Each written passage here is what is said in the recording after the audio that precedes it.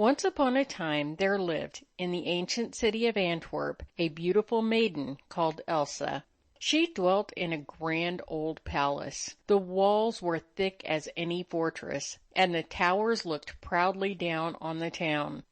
Elsa's father was the Duke of Brabant, a noble prince who for long years had faithfully served his liege lord, the King of Germany, and had won much honor to Brabant. Elsa had an only brother, the young Prince Godfrey, and these two loved each other more than any other brother and sister in the world. One day the Duke was taken ill, so ill that he could no longer attend to the affairs of state, and a few days later all Brabant knew that their beloved Duke lay dying. As their mother had been dead many years, and they had no near relatives, the Duke then sent for his kinsman, Count Telramund. This man was imperious and hot-tempered, with manners uncouth as a bear, but he was brave as a lion, and the Duke had full confidence in his good heart and knightly honor. The Count hastened to obey the royal summons. "My trusted friend and kinsman, Frederick of Telramund," said the Duke, "I am dying. With my last breath I confide to thy care my beloved children, Elsa and Godfrey. Watch over them, protect them from all ill, till Godfrey be of an age to reign, and Elsa is married to a husband she loves. Until then, I appoint thee as regent and protector in Brabant." Count Telramund knelt by the side of the dying Duke, and swore solemnly to fulfill the trust, and if needs be, to lay down his life for the young prince and princess. "Thank heaven," murmured the Duke. "And now, my cousin, is there aught that I can do for thee in return for so great a service?" he asked. "Oh, most noble Prince, there is one boon I would ask. Were it not so great a gift, I scarce dare even to name it," answered the Count. "Whatever thy wish, cousin, it is granted, if it be in my power to bestow it," said the Duke readily. "What is thy request?" "Most gracious sovereign," stammered the Count, growing red to the roots of his tawny beard, "I love the Princess Elsa. Wilt thou give her to me to be my wife?" Elsa started. Without stirring, and her face deadly pale, she listened breathlessly for her father's reply. "Gladly I would give my child to thy safe keeping, noble cousin, but in this matter I must leave the maiden free to choose for herself. If she accept thy hand, thou hast my full consent and blessing. More than this I cannot say." The Count knelt and pressed his lips to the hand of the dying Duke, who, blessing Telramund, sank back exhausted and bade him farewell. Shortly after, the good prince died, at peace with all. Elsa, heartbroken at her father's death, found her only consolation in her young brother Godfrey. For a long time she refused to see anyone else. Count Telramund often sought opportunity to speak with her, but she avoided him with dread. Then Telramund changed his tone, and demanded her hand as his right, the dying bequest of her father, the Duke. "My father left me free," answered Elsa, indignant. "Never would he wish me to give my hand where I could not give my heart also, Sir Count." No woman, and very few men, had ever dared to contradict his wishes. Sooner or later, he vowed, she would be his. Now there was a wicked lady, of a tall, commanding figure, dark and handsome, Ortruda by name. She was very learned, and had studied all manner of sorceries, which enabled her to exert the magic power of a witch. Her forefathers had once been mighty princes, who reigned over Brabant and all the countries round. She regarded Elsa and Godfrey as usurpers, holding what rightfully belonged to her, and she hated them with a bitter hatred. Also, there was another and a deeper cause for her hatred towards Elsa, and that was that she herself had long wished to marry Count Telramund. One day Telramund came to Ortruda and told her how Elsa had dared to despise his love and reject his hand. That he should confide in her pleased Ortruda well. Also that Elsa should refuse the Count, though she loved her none the more for doing so. The impertinent minx to take on such airs! Telramund found comfort in Ortruda's indignation. His heart was set on marrying Elsa, and he was willing to wait long if only he might win her in the end. When Ortruda saw this, she laid a deep plot by means of which she hoped to turn his love from Elsa. In the depths of the forest was a lonely tower. Here Ortruda was wont to retire and study sorcery for long days and nights together. She became at last so practiced that she could by enchantments change people into different birds and beasts. One day Elsa and Godfrey were roaming together alone in the forest. Ortruda, always on the watch, followed them unseen at a distance. After a while they sat down to rest by the side of a pool, whose still depths, it was said, no one had ever fathomed. Presently Elsa and Godfrey were startled by hearing a piercing, pitiful cry like that of some animal caught in a trap. Godfrey started up, crying, "I must go and free that poor beast. Rest here a while, Elsa. I will return shortly." He sprang lightly through the thickly growing bushes and trees, and was soon hidden from sight.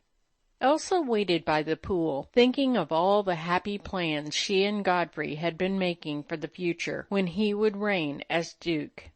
The trees overhead rustled strangely, and Elsa, looking up, saw a great white swan circling round, and waving his wings wildly, as though in distress. Then, with a sad cry, he flew away. Elsa grew uneasy. Surely an hour must have passed, yet Godfrey had not returned. She called aloud, "Godfrey, Godfrey, where art thou?" But there was no answer, save the echo of her own voice, which rang through the wood as though mocking her anxious cry. Then, in deadly fear, she started up and tried to trace his steps, but the dense thicket left no track. Pale and trembling, Elsa returned at last to the palace and told how Godfrey had mysteriously disappeared. That night the forest was searched from end to end with torches and lanterns, and all the following day the search continued, but not a trace of the missing boy could be found. 2 days after Godfrey's disappearance, Ortruda came to Telramund. She appeared in deep distress, saying she had something to reveal, and dared no longer keep silence. "Alas," replied Ortruda, "what I know is well nigh too terrible to be spoken. Who will credit my dark tale? Listen," she continued, "thy search for Godfrey is useless. 2 days ago I sat alone meditating in my tower in the forest, when I espied Elsa and Godfrey sitting together by the pool, that awful pool where, 'tis said, a drowning man may sink for 1,000 years, yet never touch the bottom. On a sudden I heard a cry, and looking saw Elsa, aided by a stranger whose face was turned to me, push her young brother backward into the dread pool." "Horrible! Most horrible!" cried Telramund. "Thou sawest this with thine own eyes?" "I saw it with these same eyes, that I will swear, though it were with my last breath," replied Ortruda. "Who could dream that such black sin dwelt in one so young and fair?"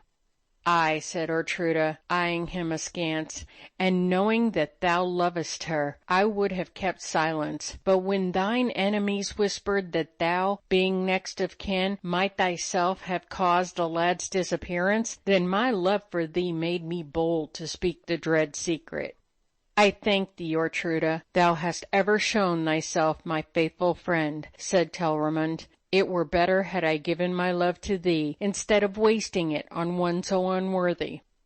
My father's house once ruled in this land, and, in justice, should be ruling still.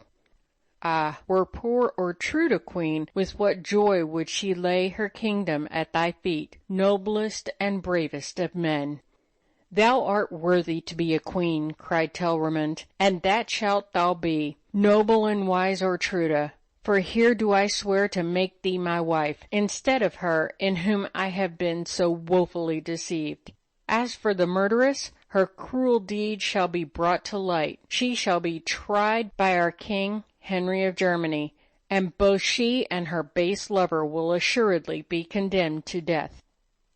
In obedience to Tellermann's orders, Elsa was then put under arrest and placed in a dark prison cell to await her trial before the king. She was kept a close prisoner, no one save the followers of Tellermann and Ortruda being allowed to come near her. In her grief and despair, she knelt one night and prayed, one long, bitter cry for help.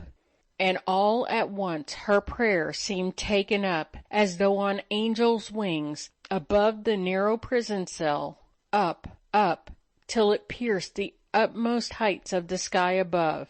Elsa listened till she heard the faint echo fade away far overhead, and as she wondered what it might mean, a gentle sleep closed her eyes. She dreamt, and in her dream she saw a noble knight in shining silver armor. Swiftly through the air he came, and descending to her prison cell, stood by her side. No word did he speak, but with looks and signs he bade her banish all fear and sorrow and trust in him, for he was sent by heaven in answer to her cry. When Elsa woke, the bitterness of her grief had passed, the vision had departed, but she felt assured her prayer was heard, and that, sooner or later, the heaven-sent knight of her dream would come and bring her deliverance. End of Chapter 3, Part 1. Recording by Myra Parker.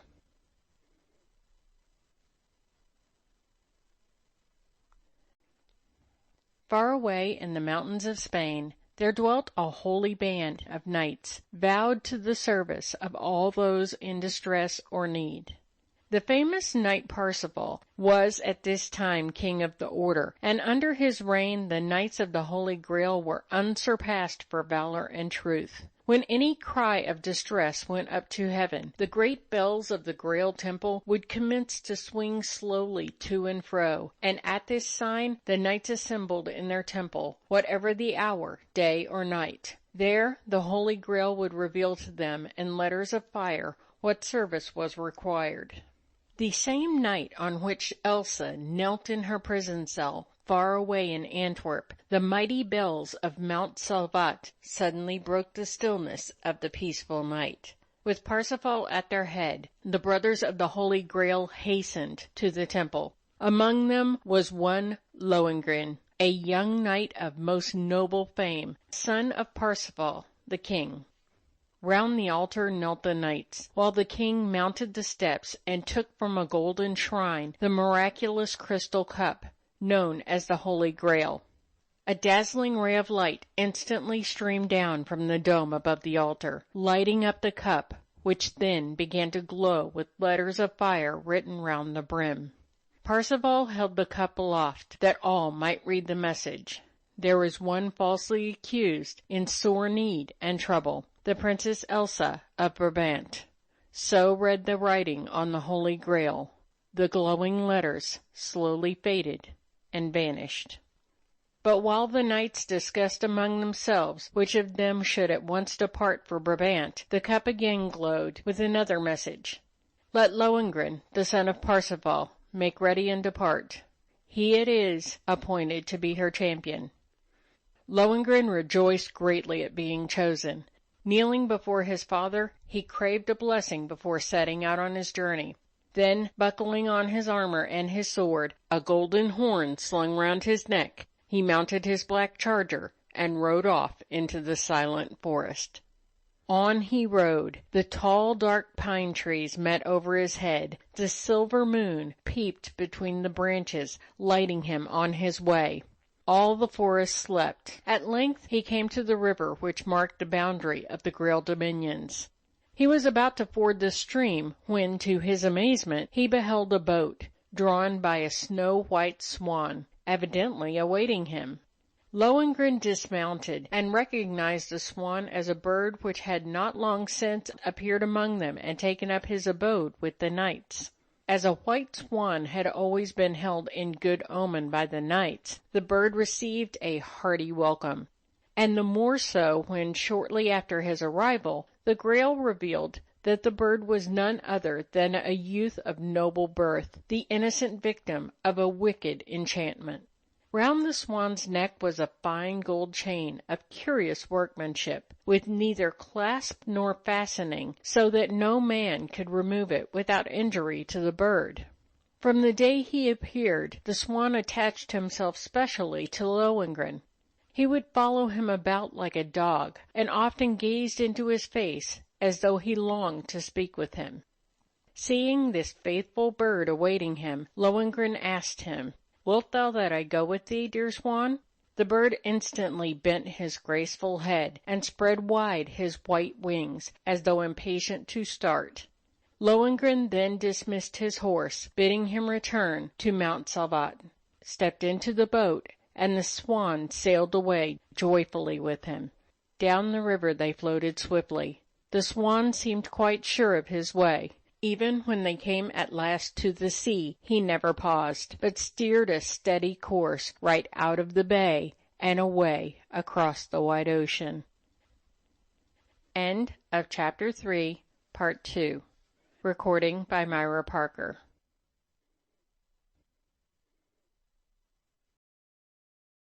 By Constance Maud. In the city of Antwerp, great preparations were going forward. King Henry of Germany had arrived in state, and had summoned all the ministers and chief nobles of Brabant to appear before him. Elsa, in her prison cell, had wakened early with the news that she would be tried this day before the king, in face of all the people. She heard as though it scarce concerned her. Since the vision of the knight in shining armor, she no longer seemed to dwell in the dark prison. Her thoughts were far away, and she cared nothing for what took place around her. It was noon when the king, with his heralds, outriders, and a numerous retinue, proceeded in solemn state to the judgment oak. Mid the cheers and blessings of the people he ascended a gorgeous throne prepared for him. Count Telramund bowed low before the king, then, in a clear, ringing voice, told his story, and made his accusation against Elsa, Princess of Brabant, of whose horrible crime he said he had, alas, convincing proof. He then claimed the kingdom of Brabant for himself, as next of kin to the late duke, and also in right of his noble wife Ortruda, whose fathers once ruled in that land. "Now, O most noble king, thou hast heard me fully," he concluded. "Naught have I spoken but the truth. My oath upon it. Be thou our judge." The crowd shuddered with horror at the story of Elsa's crime. Their own princess, so gentle and fair, the cruel murderess of her brother. Impossible! Yet who dare dispute it, since Count Telramund, whose honor no man could doubt, himself swore to the fact? "What terrible accusation dost thou bring? Bid the accused appear," cried the king. "The trial shall forthwith begin." The herald blew his trumpet and proclaimed the king's order. There was a stir in the crowd.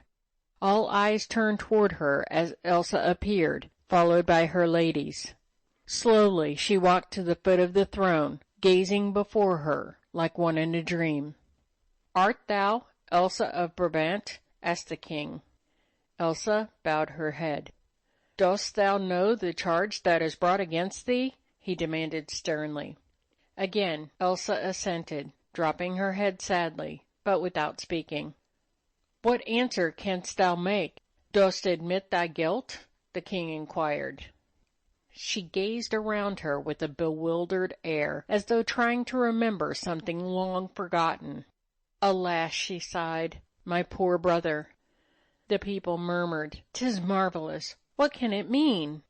"Speak, Elsa," urged the king, wondering at her strange behavior. "Dost thou not trust in thy king?" Then Elsa spoke in a low, gentle voice, as to herself when alone in the prison.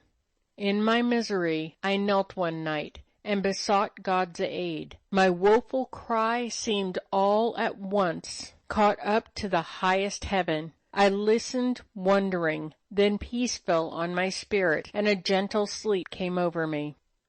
The king thought Elsa's mind was certainly affected, whether from brooding on her crime or in her innocence and the injustice of her imprisonment, he could not tell.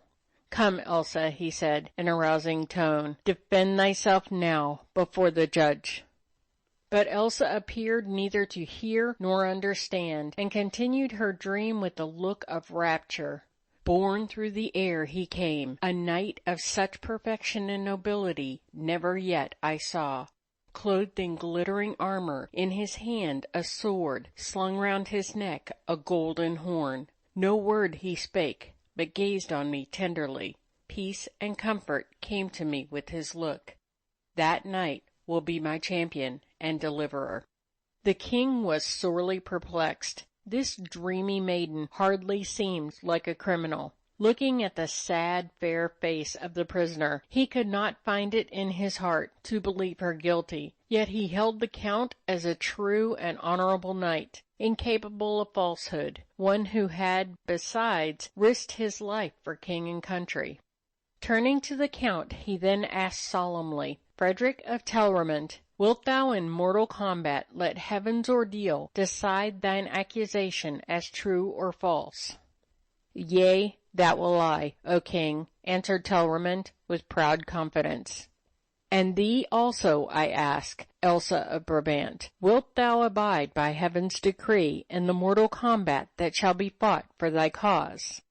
Elsa's eyes were fixed in the far distance. "Yea, that will I," she replied slowly. "What champion shall defend thee?" asked the king.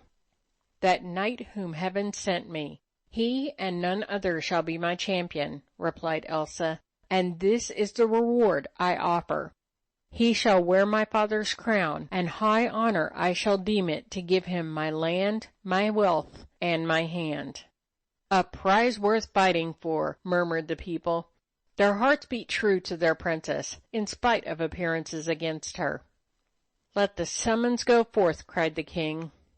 The heralds and trumpeters then marched to the outposts and proclaimed the challenge, so that all might hear it, far and near. "Let him who will fight in mortal combat for Elsa of Brabant now appear." There was a long pause, and breathless silence followed. The echo of the trumpet's blast died away into the distance, but no one appeared in answer to the call. Elsa listened, looking round on all sides, with anxious, expectant gaze. "O gracious king," implored Elsa, "I beseech thee, let the call go forth once again to summon my knight. He dwells so far he has not heard." "Let the summons go forth yet once more," he ordered. Again the heralds proclaimed the challenge. There followed a longer pause and a longer silence. No one stirred. The people scarcely seemed to breathe. So great was the suspense and expectation. Elsa fell on her knees, while her maidens closed round as though to protect her.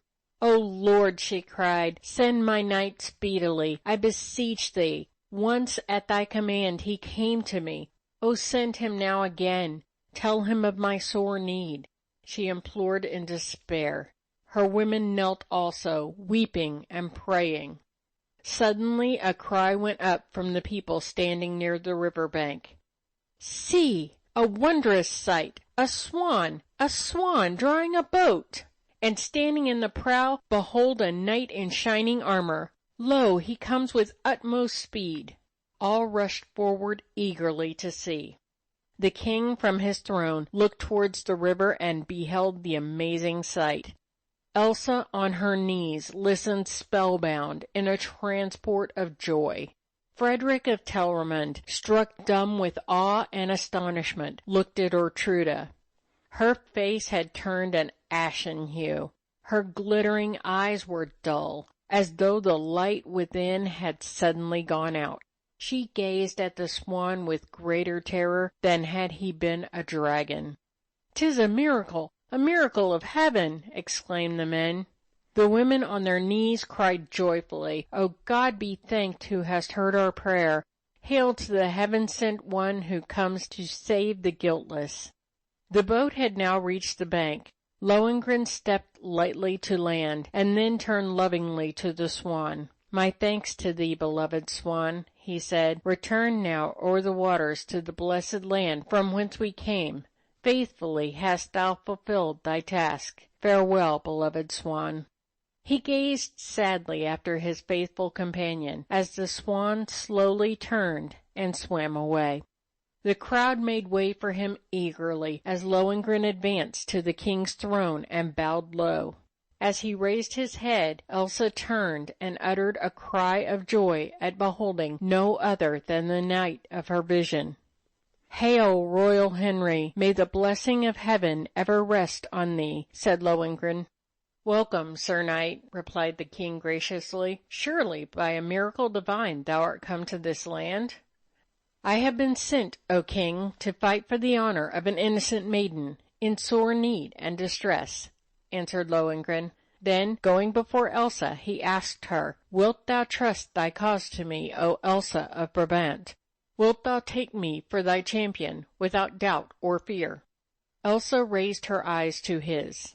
"My deliverer, my knight, with my whole heart do I trust thee," she answered. Lohengrin knelt and taking her hand in his, asked, "And if, with heaven's help, I win this fight for thee, wilt thou consent to be my bride?"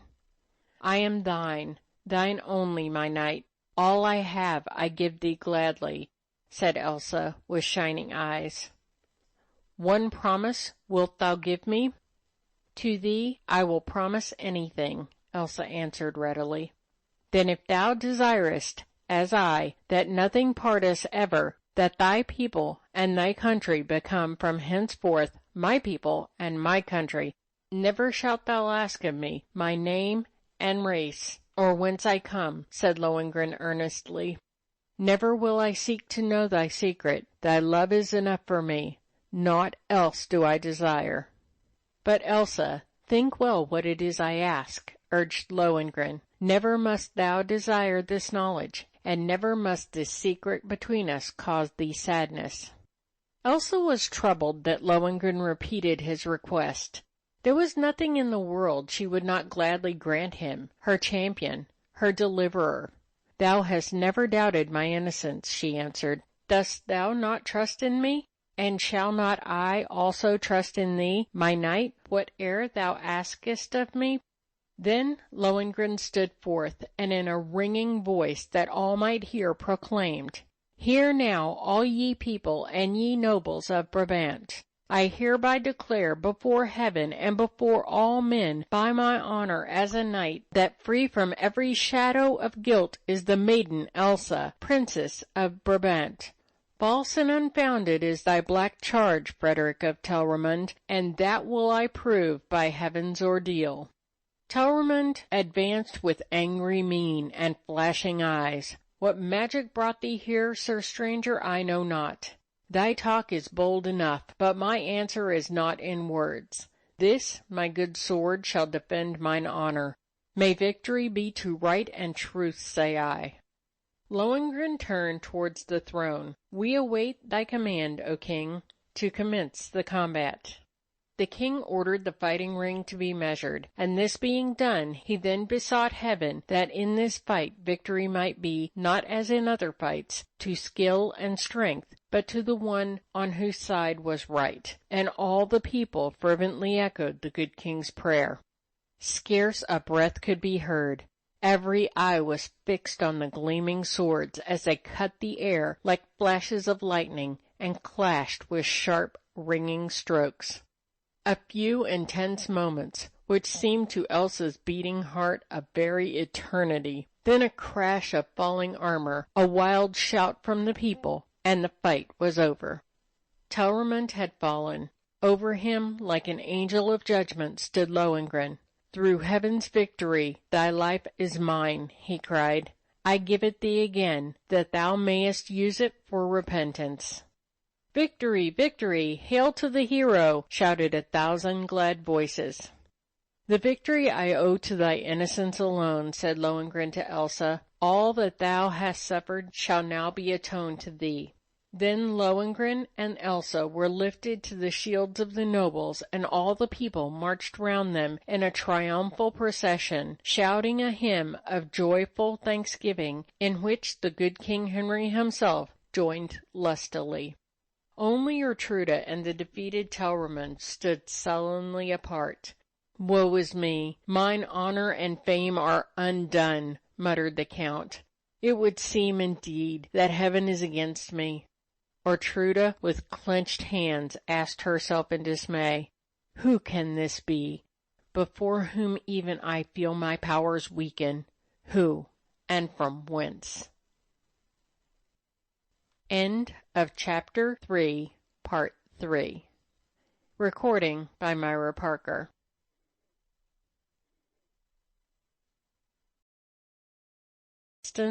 Maud.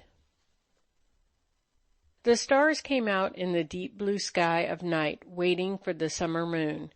The stately walls of the royal palace of Antwerp threw mysterious shadows all around, and in the darkness of these shadows crept two figures stealthily. They seated themselves at length under a tree which faced the windows of the Princess Elsa's apartments. Looking up, they saw a light still burning. Then they talked together earnestly in muffled tones. By and by the moon arose, and cast her silvery light about, shifting the shadows according to her royal pleasure. The two dark figures, a man and a woman, moved with the shadows, still keeping close to the palace. They took no thought of rest or sleep that night. The man looked at the woman and shuddered. The woman turned to the man, a scornful light in her eyes. She was for action, and despised useless regrets and groans. "Frederick of Telramund, why dost thou mistrust me?" she asked quietly.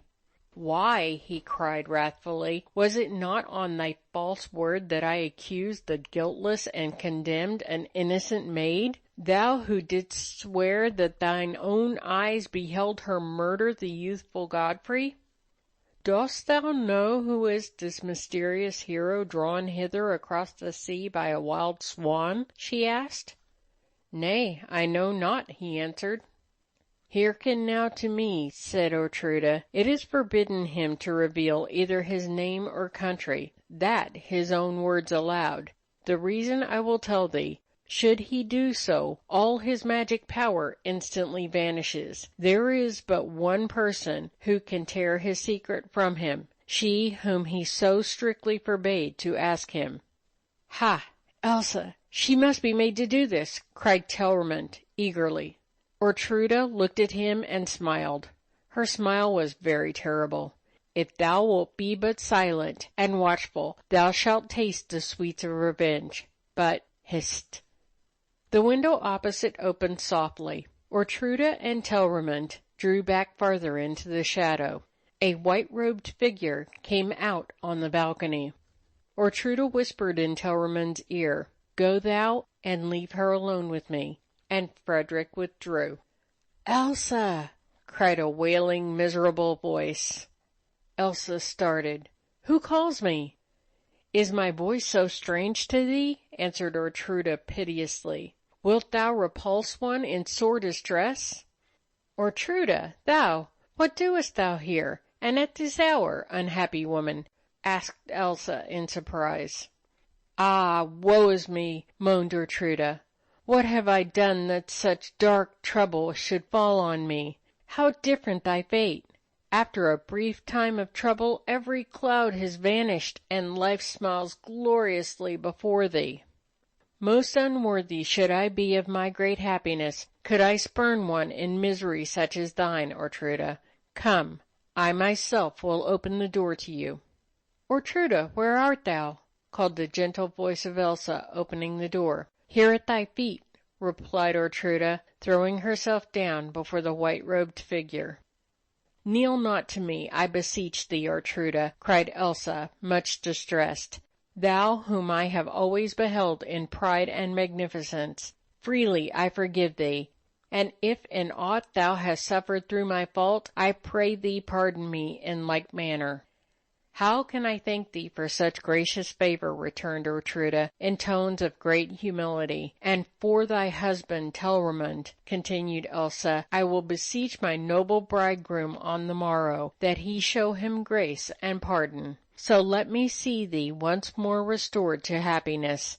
Arrayed in thy robe of state, come thou with me to the minster, where our marriage will to-morrow be celebrated before God and all men." "Thou loadest me with chains of gratitude," said Ortruda. "Only one way is there in which I may perhaps repay thee. By my knowledge of the hidden arts I may be able to protect thy life and warn thee should grave danger arise." "What meanest thou?" asked Elsa in astonishment. "Trust not thy happiness too blindly," replied Ortruda darkly, "lest some evil entrap thee unawares." Ortruda drew closer and lowered her voice. "Dost know by what magic art he came to thee?" End of Chapter 3, Part 4. Recording by Myra Parker.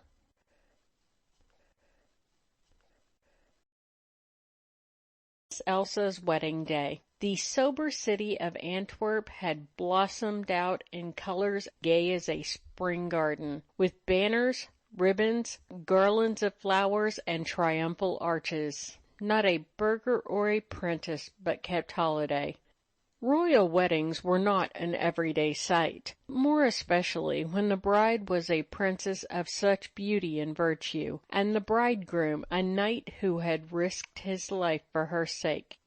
Every maid in Antwerp would gladly have gone through fire and water just for a sight of the knight in silver armor. Greatly were those envied who had seen him arrive, drawn by the snow-white Swan. The bells of the old cathedral rang out a joyful chime. From every quarter came a stream of people, all hurrying to secure the best places from which to see the bridal procession. Guarding the entrance of the cathedral on either side were stationed knights and nobles in full court dress, ablaze with medals and decorations, helmets and waving plumes. "She comes! She comes! Make way for the bride!" sang a chorus of voices, and Elsa appeared, more beautiful than a spring morning. Little children, clad in white, strewed her path with flowers. Maidens of high degree followed, bearing her bridal train.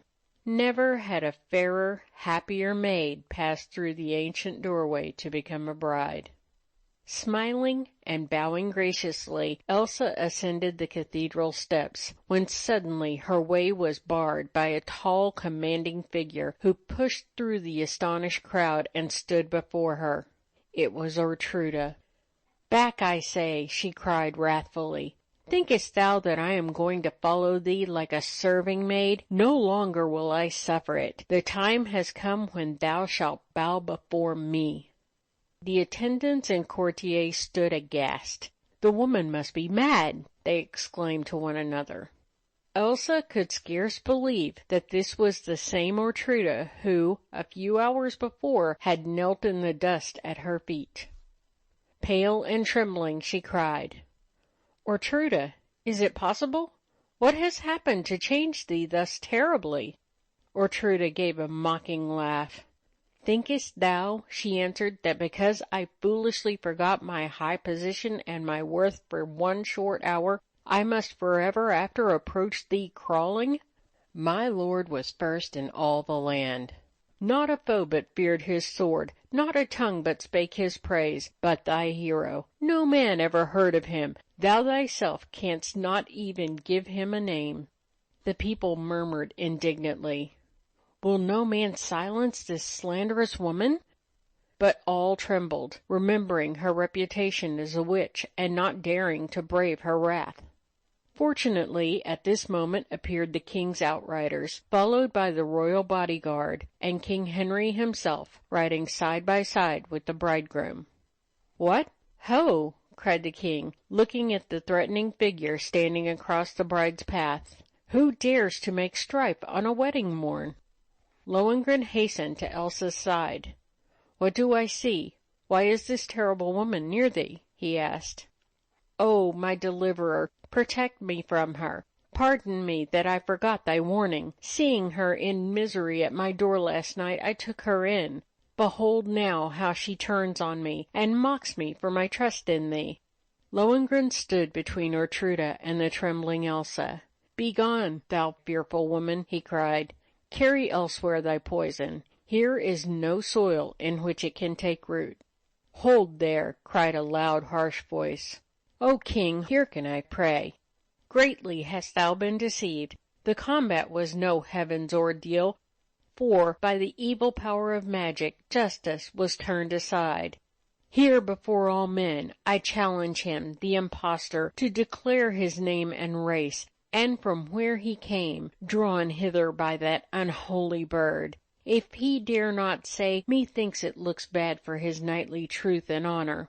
I appeal to thee, illustrious prince. Demand thou a reply from this unknown hero. He will scarcely dare to call thee unworthy of his answer." Lohengrin confronted the wrathful Telramund. "All honor would I ever show to his most illustrious majesty, but there is one only to whom I am bound to reveal my secret. That one is Elsa, my bride."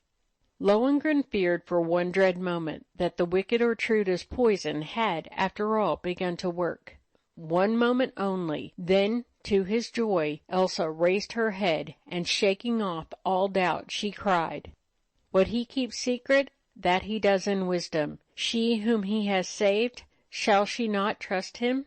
And the king added heartily, "My hero, pay no regard to evil speakers. Thou art too far above them for such to tarnish thy spotless fame." The nobles then pressed round Lohengrin, assuring him of their trust and devotion, even though he should never see fit to reveal his name, and the wedding procession entered the cathedral in solemn state. When the wedding feast was over and the wedding guests had gone, Elsa and Lohengrin sat at the window, looking out on the starlit night. Elsa sighed. A tiny cloud crept over her heart at the thought that she knew no name by which to call her love. Lohengrin noticed it and strove to turn her thoughts from the dangerous subject, but Elsa continued, as though forced to return to it. "Ah, show thou thinkest me worthy of thy trust. Now that we are alone, tell me thy secret, and let it be buried in my heart, safe, where never the world can reach it." "Have I not shown thee highest trust?" answered Lohengrin. "I have trusted in thy promise. Now my greatest joy is in thy love. It is the only reward I ask for all I have left behind. For not out of night and sorrow did I come to thee, but out of light and glory." "Alas!" cried Elsa, "then art thou farther removed, and I yet more unworthy than ere I dreamt? Any day may rob me of thee. Ere long thou wilt surely regret thy humble choice, and long after thy departed glory." Tears blinded her eyes. Lohengrin saw, too late, that what he had told her but increased her doubt and unhappiness. She longed, now more than ever, to be trusted with his secret. "The fear lest thou depart will haunt me day and night. Who is this unknown one? Whence comes he?" No peace now for Elsa, day or night, until she can answer. "Alas!" she cried, "it was by a miracle thou camest here. Thy path is hidden, like thyself, in mystery. Thy life is divided from mine by a cloud." "Ah, look!" she cried, clutching wildly Lohengrin's arm. "See the Swan! He comes! There, down the river! He brings the boat! Thou hast called him!" "Oh, Elsa, cease this madness!" cried Lohengrin in despair. "Nothing can give me peace again till I know, even though it cost me my life, who thou art, and whence thou comest." "Alas!" groaned Lohengrin, covering his face with his hands. So absorbed were they both that they did not hear the stealthy tread upon the stair, nor the low, muffled voices outside the door. Suddenly there was a crash. The door was broken open, and a group of dark figures, cloaked and masked, barred the passage, while one of the number rushed towards Lohengrin, drawing his naked sword. It was the work of an instant. Lohengrin had but time to seize his sword when the stalwart figure closed with him. In the flickering torchlight he parried the foe's first deadly thrust, and before he had time for a second, the trusty sword of Lohengrin had pierced to his traitorous heart. With a deep groan he fell back, and Elsa beheld, as she suspected, the face of Frederick of Telramund. Hearing the noise, Elsa's attendants and guards now crowded into the room. The dark, masked figures had fled on seeing their master fall.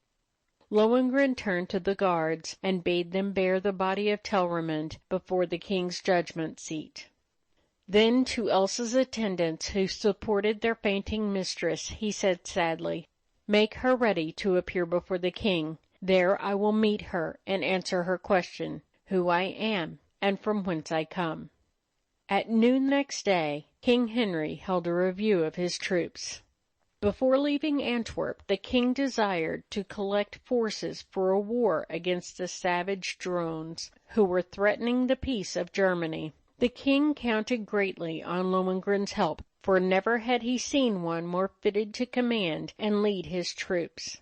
But now the appointed hour had come, and still the king waited for the arrival of the knight. Presently all were startled by the appearance of a solemn procession, bearing in their midst the body of a dead man. "Make way," whispered the crowd, awestruck. "These are the followers of Telramund." Close on them followed Elsa and her ladies. Alas, how changed from the happy bride of yesterday! "Ah, here he comes, our hero!" cried the people, as Lohengrin at length appeared. "Welcome, Sir Knight," said the king. "We look to thee to lead these brave troops on to victory." "Alas, my lord the king," answered Lohengrin, "it is not possible for me now to lead thy soldiers as I hoped." "Heaven help us! What means this?" cried the king, dismayed, not only at Lohengrin's words, but by his sad, solemn bearing. "First I ask thy righteous judgment before all the people concerning this man." He pointed to the body of Telramund. "In the middle of the night he fell on me unawares. Was I right in that I slew him?" "Thy hand was but the instrument of a just heaven in so slaying him," replied the king, sternly regarding the dead traitor. "Ye heard all how she, my bride, gave me her promise that never would she ask who I am or from whence I came. Now, alas, she has broken that promise. She has listened to traitorous counsel. Now hear, all ye people, whether my secret is one to be ashamed of before king, nobles, and the world." Lohengrin raised his voice till it rang on all sides like a clarion. "In the distant land, far from hence, is a mountain named Mount Salvat. In the midst stands a temple. None on earth can compare with its magnificence. Therein is guarded a sacred treasure, brought thither years ago by an angel host. It is the Holy Grail. The knight who serves the Grail derives divine strength from the power of its might. Before him evil flies, and death itself is vanquished. Even when far away in distant lands, so long as the knight remains unknown, the Grail still renews his strength. But the working of the Holy Grail must ever remain veiled. Once the source of mystery is revealed, the blessings granted must be withdrawn. Such is the Grail's command. I was hither sent to you by order of the Grail. My father is Parsifal, the king. I am his warrior, Lohengrin." Elsa listened like one hearing her death sentence. Had not her lady supported her, she must have fallen. "Oh, Elsa," he cried mournfully, "why didst thou tear my secret from me? Now, alas, we are parted forever." "The Swan! The Swan!" cried a chorus of voices near the bank of the river. Elsa turned to look, and there, sailing swiftly towards them, came the snow-white Swan, drawing the small boat in which the shining knight had arrived. "Oh, my Elsa," he said, "the Grail has sent for me. I dare not tarry. 1 year only, and I might have had the joy of seeing thee again united to thy long-lost brother. for he is not dead, and by the might of the Grail he was then to be restored to thee. Now hearken.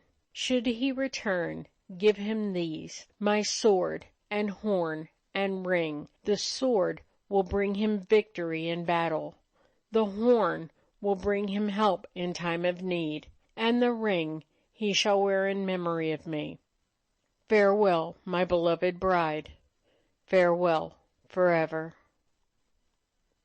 End of Chapter 3, Part 5. Recording by Myra Parker.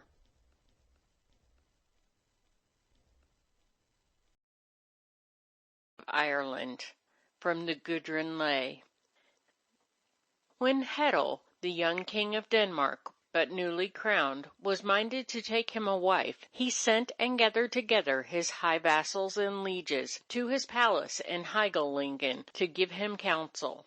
And Morung of Niflund said to the king, There is one maiden that for comeliness surpasseth all others in the world. That is Hilda, daughter of wild Hagen, king of Ireland, and she is peerless.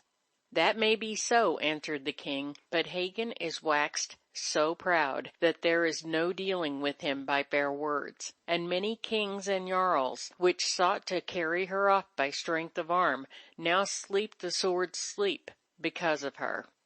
Then spake the sweet-voiced Horrent, Full well I know the maiden. She is radiant as the soft new snow beneath the dawn. Stern as her father, and cruel as the north wind that tears the clouds and breaks the sea, and shakes the pines in his fists. Wherefore if the king must send a messenger, let him not choose me.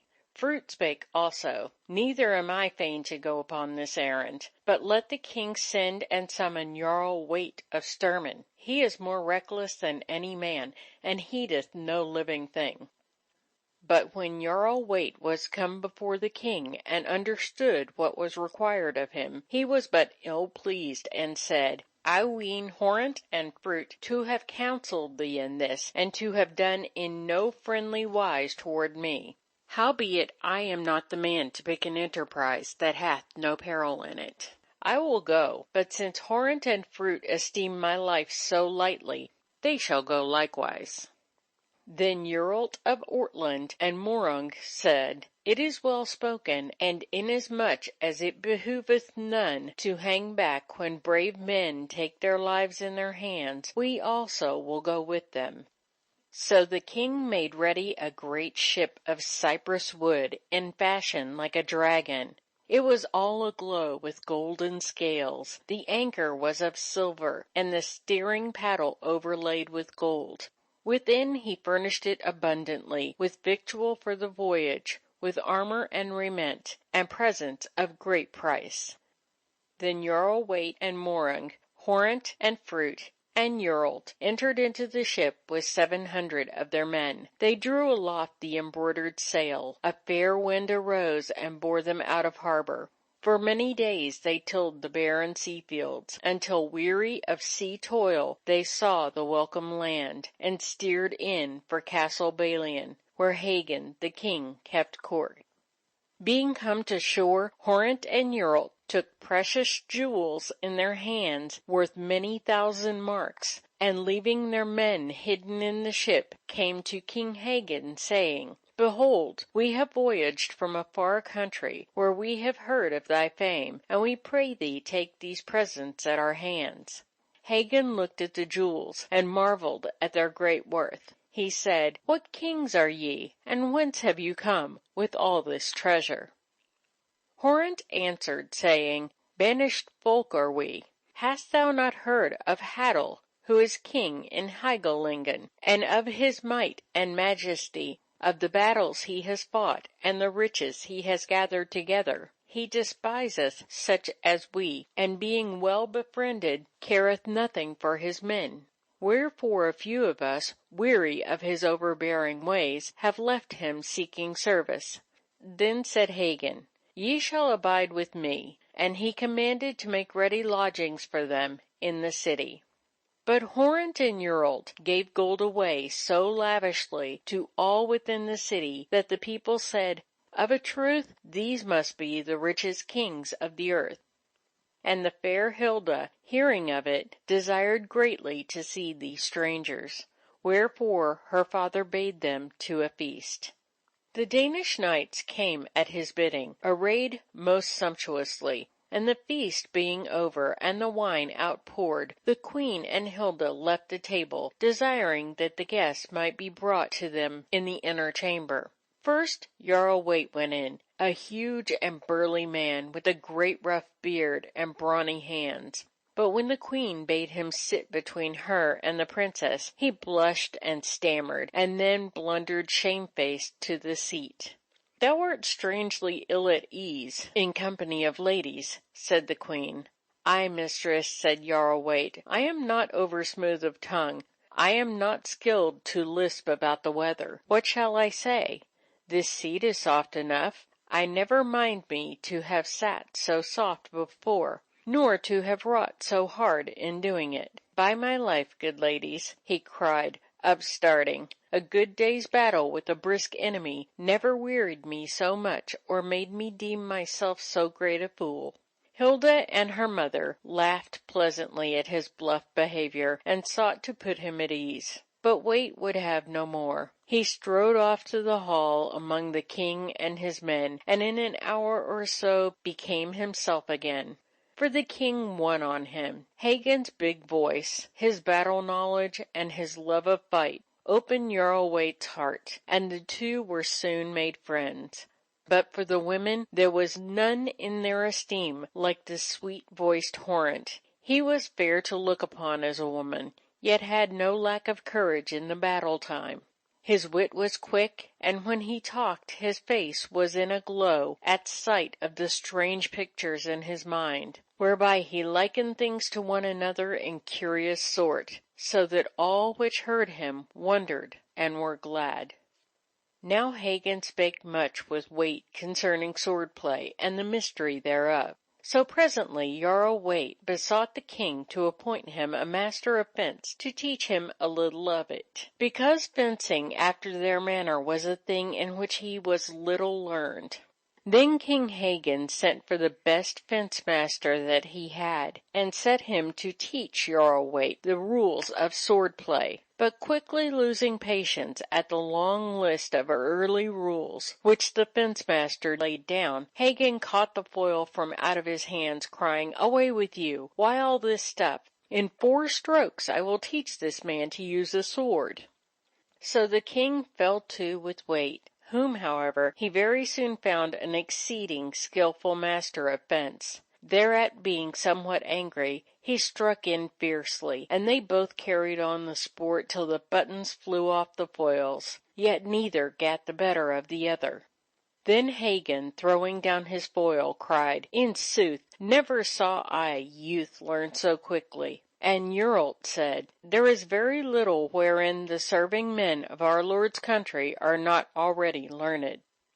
So, as Jarl Waite and his fellows abode continually at the king's court, and feasted with him every day, it befell once on a time, when night was past and the day had begun to dawn, that Horrent arose and tuned his voice to a song. The birds, waking in the hedges, had begun to sing, but hearing music sweeter than theirs, they held their peace. Ever higher and sweeter Horrent lifted his song till it rang about the palace, and all the sleepers dreamed of Baldur and his home in Gansblick in the sky. Soon they woke, nor were they sorry to lose their dreams at hearing Horrent's song. Hagen heard it and rose up from his bed. Hilda and her maidens heard it and arose. Men and women came thronging to thank the singer, but when they came, the song was done. Yet none the more would the birds begin their lays. They had lost their notes from wonder. Then Hilda besought her father that by any means he should constrain Horrent to sing again, and Hagen, being no less crazed with the song, recked not for aught else, and he promised the singer 1,000 pounds of gold by weight if he would sing again at eve. At evening Horrent sang. The people filled the hall and flocked about the castle for a great space. The sick came thither and remembered their pains no more. The beasts in the forest and the cattle in the fields left their food. The worms forgot to go in the grass, and the fishes left swimming in the sea. And when the song was done, and the folk went their ways, they heard the minster choirs and the chiming of the bells, but took no more pleasure in them. Hilda sent 12 purses of gold to Horant, entreating him to come and sing to her in her chamber. The singer came and sang the song of a meal, the like whereof no man had ever heard, save on the wild flute. No gold was ever so good. The maiden laid her hand within the singer's and bade him choose whatever he listed for a song gift. He said, I pray thee give me but the girdle from thy waist, that I may take it to my master. She asked, Who is thy master? He answered, No banished men are we, but servants of Hedel, King of Denmark, come to woo thee for his bride. Then Hilda said, So thou couldst always sing to me at morn and eve, I would not care whose bride I were. Horant said, Lady, within my master's courts abide 12 minstrels, better far than I, and yet with all the sweetness of their singing, my lord sings best of all. And Hilda said, If that be so, I fain would follow thee and be King Hedel's bride, but I know not how. My father will give me to no suitor with his good will. I would go, but I durst not. Horant answered her, Since thou wouldst, be it ours to dare, we ask no more. Then Horant and his comrades got ready their ship for sea, and afterward they came to Hagen, saying, The time for our departure draweth nigh, and we must sail to other lands. But before we go, we pray you bring the queen and your fair daughter, that they may see the treasures which we have within the ship. So on the next day after Mass, King Hagen came down to the beach with his queen and the fair Hilda and her maids. With them went 1,000 good knights of Ireland. The ship was swung to a single cable, the anchor aboard, the sail tackle free. Upon the sands were spread the Danish treasure chests, filled with costly raiment, embroidered with gold and jewels. There was a crowding round the chests to see. Jarl Waite was there, and Fruit, and Horant, and in the crowding Hilda was parted from her mother. Hagen and his knights saw nothing for the crowd, and the queen forgot her daughter at beholding the glories of the raiment. But suddenly they heard a shout, and looking up, beheld Jarl Waite leap on the bulwarks, with fair Hilda in his arms. The next moment Horant and Fruit sprang on board with 2 other maidens. Jarl smote at the cable with his axe. It parted. The sail was hauled aloft, and 20 oars shot out from either side to lift the ship along. Hagen and his knights ran quickly down into the sea, but the rowers rowed hard, and armed men in the ship arose, 700 strong, and laid about them. Short was the fight, and soon the vessel reached deep water. Loud laughed the Danes to see on the fading shore the angry crowd, the weeping queen, and Hagen raging like a madman up to his waist in the sea. Fast sped the ship, and the wind was fair. The Danes made Helgelingen in 10 days, and Hedel was wed to Hilda with great joy. But while they yet sat at the marriage feast, Hagen's warship bore down upon their coast. Quickly the Danes rose from the tables, put their armor on, and ran down to the shore. Hagen drave his ship upon the sand, and leaped into the water with his men. A shower of arrows thick as hail was his greeting. Hedel rushed foremost to withstand him. There was fierce fighting between the two for a little space. Then Hedel fell, sore wounded, and over his body Hagen and his knights pressed on and hewed their way to land. Fast fell the men, both Danes and Irelanders. Then Jarl Waite encountered Hagen, and the battle anger fell on both the men. They fought like wild beasts of the wood, till, Waite being wounded on the head, Hagen's war-pike break at the next blow he struck. Meantime the battle raged furiously. The Irelanders kept their footing, but could not drive back the Danish men. The numbers slain on either hand were equal, man for man. Then, Heddle's wounds being bound up, the Danish king cried out to Hagen, "Of what avail shall it be to you or me to fight this battle out? For every man of mine that falls, a man of thine goes down. When it is done, there will be an end to Danes and Irelanders alike. But if thou must needs prolong the fight, I will now meet thee. And if Hilda weeps for a dead husband, she shall mourn a dead father too." Then Hagen cast down his sword and called off his men, and he said to Heddel, "Give me thy hand, for in sooth my child has married a brave man. And had I half a score more daughters, they should all come to Helgelingen."